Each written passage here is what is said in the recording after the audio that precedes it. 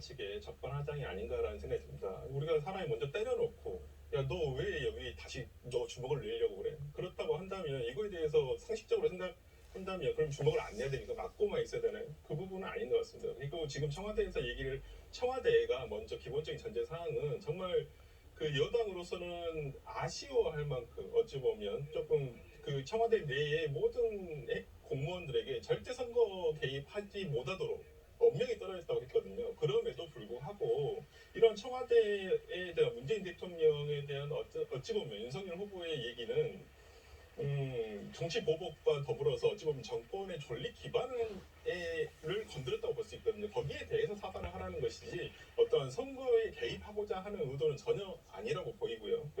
그리고 지금 그 청와대에서도 내놓은 것은 아니 이 부분에 대해서 이 발언에 대해서 윤석열 후보가 사과를 하거나 뭐 처리를 하거나 뭐 어떤 액션이 있으면 그 부분에서 깔끔하게 넘어가겠다, 깨끗이 넘어가겠다라고 했지 않습니까? 그렇기 때문에 선거에 영향을 미치거나 그러고 싶지는 않겠지만 물론 정치공학적으로 이 부분이 선거에 영향을 미치지 않을 수는 없겠지만은 이 부분에서 청와대의 의도는 선거 개입이라는 것은 좀 야당의 억지 주장이라고 저는 보이고요. 일단 윤석열 후보의 이러한 발언들 본인은 원칙적이다. 그리고 야당의 지금 이준석 대표도 원칙적이다라고 말하죠. 이 원칙에 대해서 누구도 이의를 제기하지 않습니다. 그렇지만은 윤석열 후보의 인터뷰 내용 세 가지만 요약을 해보면 하나 대장동 수사 다시 해야 된다. 그리고 덧붙여서 그 전에 뭐라고 했어요? 이재명 후보에 대해서 확정적 중범죄자라고 본인은 이미 확신을 가지고 있습니다. 그 다음에 검찰을 이용해서 범죄를 너무 많이 저질렀다. 이미 본인도 거기에 대한 유죄 판단이 있는 거예요.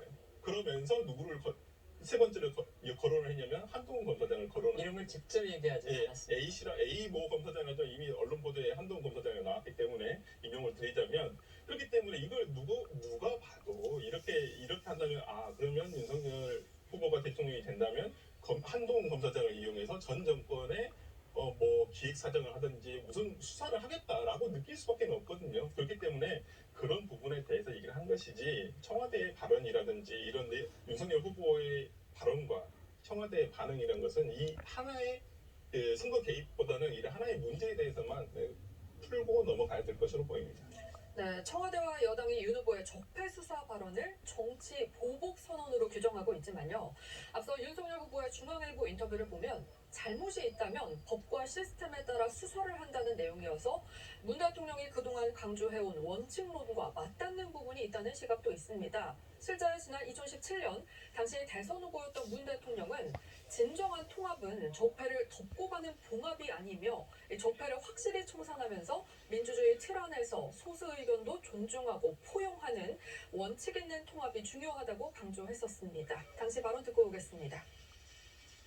대한민국은 통합의 길로 가야 합니다. 그러나 진정한 통합은 적폐를 덮고 가는 봉합이 아닙니다. 적폐를 확실히 청산하면서 민주주의 틀 안에서 소수 의견도 존중하고 포용하는 원칙 있는 통합이 중요합니다. 하지만 여당은 2017년 3월 상황과 지금 2022년 2월 상황은 완전히 다르다는 거고요. 특히 이 문재인 정부로서는 이제 적폐가 없기 때문에, 어떻게든 민주당의 주장입니다. 적폐가 없기 때문에 적폐를 수사하겠다고 하는 것은 곧 없는 것을 만들어서 정치 보복하겠다는 그런 예고와 다름없다. 지금 이렇게 주장하고 있는 거죠. 네, 맞습니다. 여권은 윤석열 후보가 문재인 정권에서 서울지검장과 검찰총장을 거쳤다는 점을 중점 부각하고 있는데요. 송영길 대표의 주장은 이렇습니다. 문재인 정부 임기 5년 가운데 4년 동안 서울중앙지검장과 검찰총장으로서 검찰권을 좌지우지하면서 청와대 압수수색, 환경부 장관 구속기소, 청와대 핵심 수석 기소 등을 했는데 적폐 수사가 필요하다는 건 논리적 모순이라는 겁니다. 송영길 대표의 발언 들어보시죠.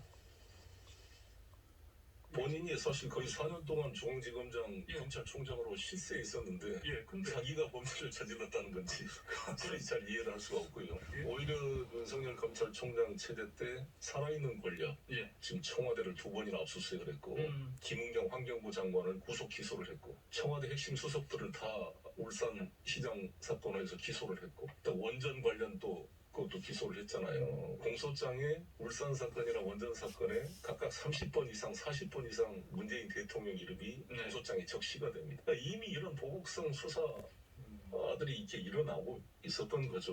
예. 이명박 박근혜 정부 때 검찰이 이렇게 청와대나 핵심 관계자를 수사한 적이 있습니까? 이걸 보더라도 자기 논리 모순이 있다 이렇게 생각합니다.